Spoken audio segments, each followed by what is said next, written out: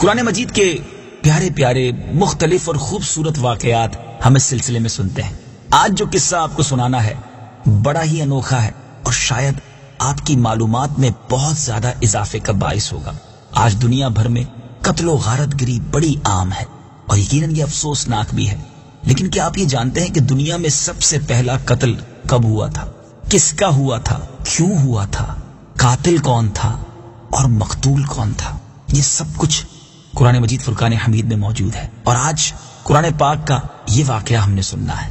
سب سے پہلا قاتل اور سب سے پہلا مقتول. روئے زمین پر سب سے پہلا قاتل قابیل اور سب سے پہلے مقتول حابیل ہیں. قابیل و حابیل یہ دونوں حضرت آدم علیہ نبینا علیہ الصلوۃ والسلام کے فرزند ہیں.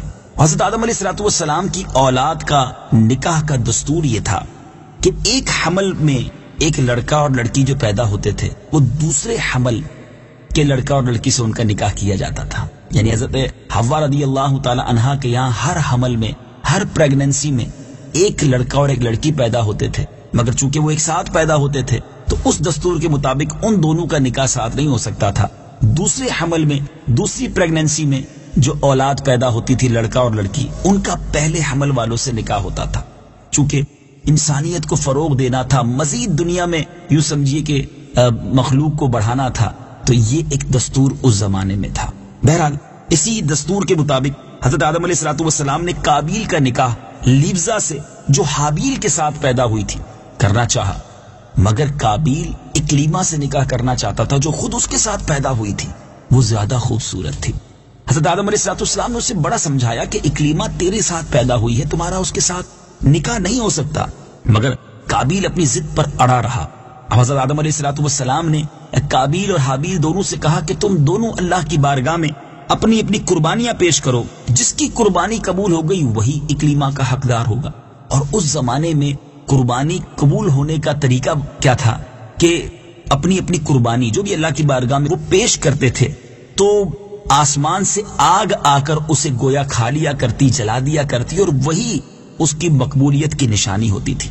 چنانچہ قابیل نے گیہوں کی کچھ بالیں اور حابیل نے ایک بکری قربانی کے لیے پیش کی. اب ان دونوں نے اپنی اپنی قربانی رکھ دی. آسمانی آگ نے حابیل کی قربانی کو کھا لیا اور قابیل کے گیہوں کو چھوڑ دیا. اب اس بات پر قابیل کے دل میں بغض و حسد پیدا ہو گیا اور اس نے حابیل کو قتل کرنے کی ٹھان لی اور حابیل سے کہہ دیا کہ میں تجھ کو قتل کروں گا. حابیل نے اپنے بھائی سے کہا بھی کہ قربانی قبول کرنا یہ اللہ تعالیٰ کا کام ہے اور وہ متقی بندوں ہی کی قربانی قبول کرتا ہے. اگر تو متقی ہوتا تو تیری قربانی بھی ضرور قبول ہوتی. ساتھ ہی حابیل نے یہ بھی کہہ دیا کہ اگر تو میرے قتل کے لیے ہاتھ بڑھائے گا تو میں تجھ پر اپنا ہاتھ نہیں اٹھاؤں گا، کیونکہ میں اللہ سے ڈرتا ہوں. میں یہ چاہتا ہوں کہ میرا اور تیرا گناہ دونوں تیرے ہی پلے پڑیں اور تو دوزخی ہو جائے، کیونکہ بے انصافوں کی یہی سزا ہے. آخر قابیل نے اپنے بھائی حابیل کو قتل کر دیا. بوقت قتل حابیل کی عمر 20 برس کی تھی اور قتل کا یہ حادثہ مکہ مکرمہ میں جبل سور کے پاس یا جبل ہرا کی گھاٹی میں ہوا. اور بعض کا قول یہ ہے کہ بصرہ میں جس جگہ مسجد اعظم بنی ہوئی ہے منگل کے دن یہ سانحہ ہوا. روایت یہ ہے کہ جب حابیل قتل ہو گئے تو 7 دنوں تک زمین میں زلزلہ رہا اور وحوش و طیور اور درندوں میں یعنی پرندوں، جانوروں اور درندوں میں ایک اضطراب اور بے چینی پھیل گئی. اور قابیل جو بہت ہی گورا اور خوبصورت تھا، بھائی کا خون بہاتے ہی اس کا چہرہ کالا اور نہایت بدصورت ہو گیا. اور حضرت آدم علیہ الصلوۃ والسلام کو اس بات کا بے حد رنج ہوا، بے حد غم ہوا، یہاں تک کہ حابیل کے رنج و غم میں 100 برس تک آپ کے چہرے پر مسکراہٹ اور ہنسی نہ آئی. حضرت آدم علیہ الصلوۃ والسلام نے شدید غضبناک ہو کر قابیل کو پھٹکار کر اپنے دربار سے نکال دیا اور وہ بدنصیب اکلیما کو ساتھ لے کر یمن کی سرزمین عدن چلا گیا. وہاں ابلیس اس کے پاس آ کر کہنے لگا کہ حابیل کی قربانی کو آگ نے اس لیے کھا لیا کہ وہ آگ کی پرستش کرتا تھا، وہ آگ کی پوجا کرتا تھا، لہذا تم بھی آگ کی پرستش کرنا شروع کر دو، تم بھی آگ کو پوجنا شروع کر دو. اب قابیل نے گویا آگ کی عبادت کے لیے ایک عبادت گاہ بنائی اور اس نے اس کی پوجا شروع کر دی. میٹھے اسلامی بھائیوں، یہ دنیا میں پہلا شخص تھا جس نے آگ کی پوجا کرنا شروع کی. یہ روئے زمین پر پہلا شخص تھا جس نے اللہ تعالیٰ کی نافرمانی اور سب سے پہلے زمین پر خون ناحق کیا، اور یہ پہلا وہ مجرم ہے جو جہنم میں سب سے پہلے ڈالا جائے گا۔ حدیث پاک میں آتا ہے کہ روئے زمین پر قیامت تک جو بھی خون ناحق ہوگا قابیل اس میں حصہ دار ہوگا، کیونکہ اسی نے سب سے پہلے قتل کا دستور نکالا۔ اور قابیل کا انجام یہ ہوا کہ اس کے ایک لڑکے نے جو کہ ایک اندھا تھا اس نے پتھر مار کر قتل کر دیا، اور یہ بدبخت نبی زادہ ہونے کے باوجود آگ کی پرستش کرتے ہوئے کفر و شرک کی حالت میں اپنے ہی لڑکے کے ہاتھوں مارا گیا۔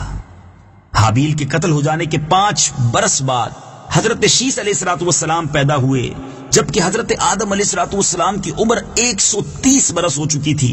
آپ نے اپنے اس ہونہار فرزند کا نام شیس رکھا۔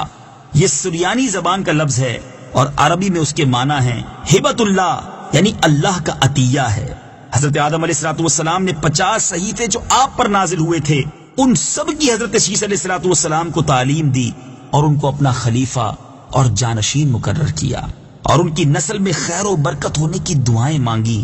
ہمارے پیارے آقا مدینے والے مصطفیٰ صلی اللہ تعالی علیہ وآلہ وسلم حضرت شیس علیہ السلام ہی کی اولاد میں سے ہیں۔ میٹھے میٹھے اسلامی بھائیوں، یہ واقعہ جس میں دنیا کے سب سے پہلے قتل، سب سے پہلے قاتل، سب سے پہلے مقتول، سب سے پہلے مجرم کا تذکرہ قرآن مجید میں کہاں اور کیسے واقع ہے، آئیے سنتے ہیں۔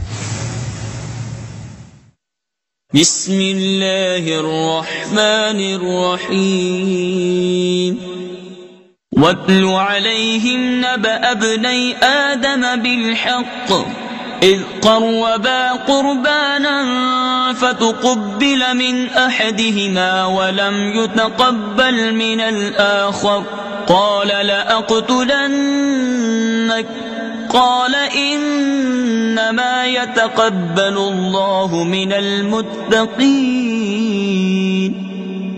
ترجمہ: اور اے حبیب انہیں آدم کے 2 بیٹوں کی سچی خبر پڑھ کر سناؤ۔ جب دونوں نے ایک ایک قربانی پیش کی تو ان میں سے ایک کی طرف سے قبول کر لی گئی اور دوسرے کی طرف سے قبول نہ کی گئی، تو وہ دوسرا بولا میں ضرور تجھے قتل کر دوں گا۔ پہلے نے کہا اللہ صرف ڈرنے والوں سے قبول فرماتا ہے۔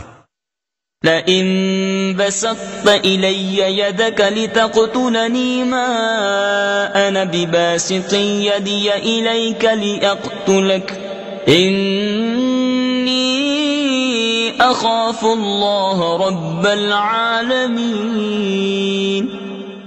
ترجمہ: بے شک اگر تو مجھے قتل کرنے کے لیے میری طرف اپنا ہاتھ بڑھائے گا تو میں تجھے قتل کرنے کے لیے اپنا ہاتھ تیری طرف نہیں بڑھاؤں گا۔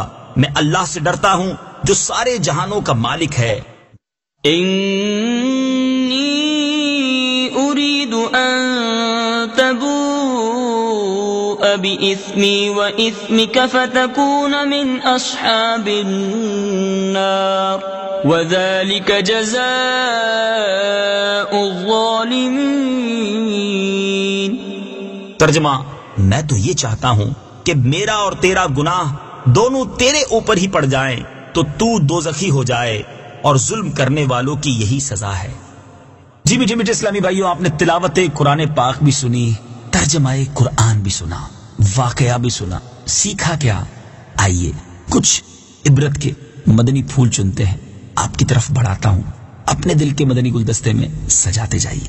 اس واقعے سے سب سے پہلا جو مدنی پھول ہمیں سیکھنے کو مل رہا ہے کہ دنیا میں سب سے پہلا قتل ناحق جو ہوا وہ ایک عورت کے معاملے میں ہوا، لہذا عورت کے فتنے سے ہمیں پناہ مانگنی چاہیے۔ آج کل جو لوگ ایسے عشق کے اور فسق کے معاملات میں مبتلا ہو جاتے ہیں جس میں بے حیائی کا دور دورہ ہوتا ہے، اور اسی وجہ سے نہ جانے کتنے گھر برباد ہو جاتے ہیں اور کتنے لوگ دنیا سے چلے جاتے ہیں۔ ہم سب کو اللہ تعالی حیا کی چادر عطا فرمائے اور بے پردگی اور بے حیائی کے معاملات سے بچنا نصیب فرمائے۔ قابیل نے جذبہ حسد میں گرفتار ہو کر اپنے بھائی کو قتل کیا۔ اس سے معلوم ہوا کہ حسد کیسی خطرناک اور کتنی گہری قلبی بیماری ہے۔ اسی لیے قرآن مجید میں وَمِن شَرِّ حَاسِدٍ إِذَا حَسَدَ فرما کر حکم دیا گیا کہ حاسد کی حسد سے خدا کی پناہ مانگتے رہو، لہذا کسی سے حسد نہ کیجیے۔ جیلسی اچھی چیز نہیں ہے، یہ انسان کو اندر سے برباد کر دیتی ہے۔ اور حسد کرنے والا گویا اللہ پر اعتراض کرتا ہے، کیونکہ وہ کسی کی نعمتیں دیکھتا ہے تو اسے جلن ہونا شروع ہو جاتی ہے۔ ذرا غور تو کیجئے، نعمتیں دینے والا کون ہے؟ عزت، دولت، شہرت، حسن، مقام، یہ سب دینے والا رب ہی تو ہے۔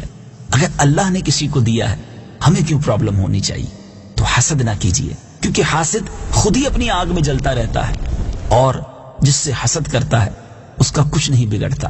اور یہ حسد جو ہے، یہ حدیث پاک کا خلاصہ ہے کہ حسد ایمان کو اس طرح برباد کر دیتا ہے جس طرح سرکہ شہد کو برباد کر دیتا ہے۔ اللہ مجھے بھی اور آپ کو بھی حسد کی بیماری سے محفوظ فرمائے۔ سب کا بھلا سوچتے رہیے۔ بزرگ بڑی پیاری بات کہا کرتے تھے، سب کا بھلا، سب کی خیر، سب کے بھلے میں اپنی خیر۔ تیسری بات جو اس واقعے سے سیکھنے کو ملی کہ خون ناحق کتنا بڑا جرم عظیم ہے، کہ اس جرم کی وجہ سے ایک نبی علیہ الصلوۃ والسلام کا فرزند اپنے باپ حضرت آدم علیہ الصلوۃ والسلام کے دربار سے راندائے درگاہ ہو کر، یعنی مردود ہو کر، کفر و شرک میں مبتلا ہو کر مر گیا۔ اور قیامت تک ہونے والے ہر خون ناحق کا ذمہ دار، ہر خون ناحق کا حصہ دار بن کر عذاب جہنم میں گرفتار ہوگا۔ ایک اور بات یہ سیکھنے کو ملی کہ جو شخص برا طریقہ ایجاد کرتا ہے، قیامت تک اس برے طریقے کے ایجاد کرنے کی وجہ سے جو اس پر عمل کرتا رہے، اس ایجاد کرنے والے کو، اس انیشیٹو لینے والے کو، اس برے کام کی ابتدا کرنے والے کو یہ عذاب اور یہ گناہ دیا جاتا رہے گا، وہ برابر کا شریک اور حصہ دار بنے گا۔ ہم اپنے رب سے دعا کرتے ہیں، یا اللہ ہمیں نیک، صالح، ماں باپ کا ہاتھ پکڑ کر جنت میں لے جانے والی اولاد عطا فرما۔ ہم میں سے جو صاحب اولاد ہیں، ہم اللہ کی بارگاہ میں دعا کرتے ہیں، اللہ ہماری اولادوں کو ہماری مغفرت کا ذریعہ بنا، ہمارے لیے ثواب جاریہ کا باعث بنا۔ اور ہم میں سے جو بے اولاد ہیں، ہم اللہ سے دعا کرتے ہیں، اے رب کریم تمام بے اولاد مسلمانوں نیک، صالح اور ثواب جاریہ بننے والی اولاد عطا فرما، آمین بجاہ النبی الامین صلی اللہ تعالی علیہ وسلم۔ مدنی چینل دیکھتے رہیے، سلسلہ جاری ہے۔ اگلے سلسلے میں ایک اور قرآنی واقعہ ہوگا، ایک اور قصہ ہوگا، اور انشاءاللہ اس کے ذریعے اور قرآن پاک کے فیضان کو حاصل کریں گے۔ صلو علی الحبیب صلی اللہ تعالی علی محمد صلی اللہ علیہ وسلم۔